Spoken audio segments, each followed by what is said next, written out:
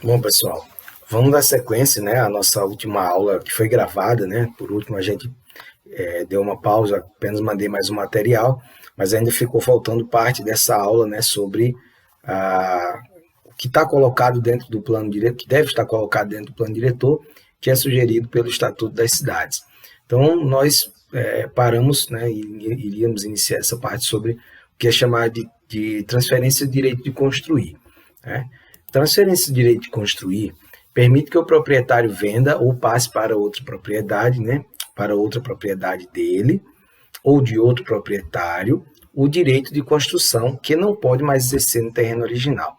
Então, é como se você tivesse o terreno, mas você não quer construir. E você passa para um terceiro o direito de construir no que é seu. O terreno continua sendo seu, né, o imóvel urbano continua sendo seu, o rural, né, no caso que a gente fala do urbano, porém você está cedendo o direito de construir a outra pessoa. E no caso, se, por exemplo, eu vou construir num terreno que é seu, eu tenho que lhe pagar pelo uso do direito de construir, né? Então, eu não estou comprando seu terreno, não sou dono dele, ao mesmo tempo você também não é dono da obra, né, do meu imóvel que eu estou construindo sobre o seu terreno. Porém, isso tudo tem que ser acordado, né, passado em cartório e, consequentemente, estar presente no plano diretor.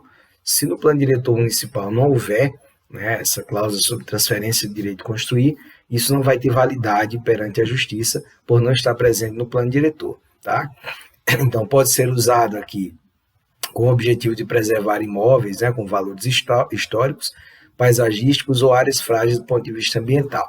Então, isso acontece muito, por exemplo, em cidades históricas do Brasil, né? Cidades mais antigas que têm, por exemplo, áreas de centro histórico, com patrimônio histórico-cultural.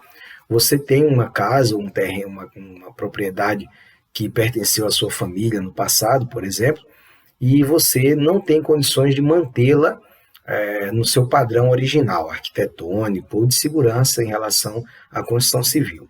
Então você pode passar para a prefeitura ou para uma outra entidade, uma ONG, né, ou uma outra associação, como tem a Associação do Banco do Brasil, associações culturais, né, que vão restaurar aquele imóvel para que ele continue sendo patrimônio histórico-cultural do local. Ou quando você tem, né, uma área que está dentro de uma área de risco ambiental, que você também não tem condições de construir, né, ou de manter a infraestrutura que já existe, você pode passar esse direito de construir e transferir para terceiros, né, geralmente órgãos públicos ou ONGs, né, e entidades aí que trabalham com a preservação ambiental e também com a preservação de patrimônio histórico e cultural. Mas lembrando que tudo isso que sempre tem que estar dentro do plano diretor, já previsto com antecedência no plano diretor. Outro ponto, né, outorga onerosa do direito de construir, que também é chamado de solo criado.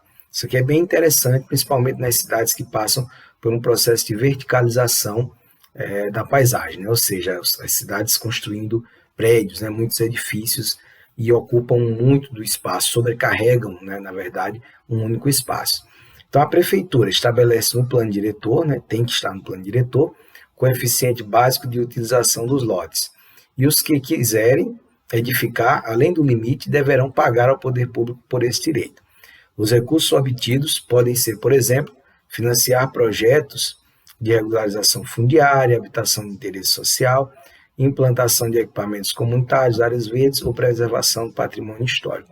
Então, a outorga onerosa, a gente vai ver no esqueminha daqui adiante, por exemplo, o plano diretor estabelece que em terrenos situados em determinada área da cidade, devem ser construídas moradias de para até 8 habitantes, um exemplo qualquer. Porém, nesse mesmo terreno, você quer construir um pequeno edifício de 3 andares, onde cada andar do seu edifício terá 3 apartamentos, né? Ou seja, você terá ao todo 9 casas que podem comportar até 5 pessoas ou mais, né? 6, 7 pessoas. Então você está superutilizando, né? Você está aumentando o chamado coeficiente básico de utilização, tá? O CBU. Por quê? Aquele terreno, pelo plano diretor, deveria abrigar, né, um edifício, uma casa, uma loja, que tivesse no máximo, né, comportasse no máximo 8 pessoas, por exemplo. Isso é um exemplo bem básico, né? Claro que cada plano diretor vai tratar de uma forma diferente. Quando você constrói um edifício, você vai estar sobrecarregando, né, o solo em relação à compactação, você vai estar utilizando mais água para a distribuição, né, nos apartamentos, você estará gerando mais resíduos sólidos, mais resíduos líquidos, maior consumo de energia, consequentemente, maior impacto ambiental. Então, você deve pagar, né, o que se chama de outorga onerosa, direito de construir, porque você está criando, né, como se você estivesse criando o solo.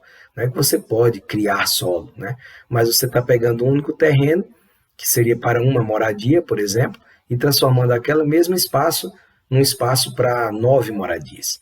Então, você superutiliza o solo urbano. E aí, o que você paga, ele deve, né, se for constante no plano diretor, ser utilizado aí para financiar projetos de regularização fundiária, urbano-rural, né, a habitação de interesse social, implantação de equipamentos comunitários, né, praças, parques, áreas verdes, né, ou simplesmente preservação do patrimônio histórico.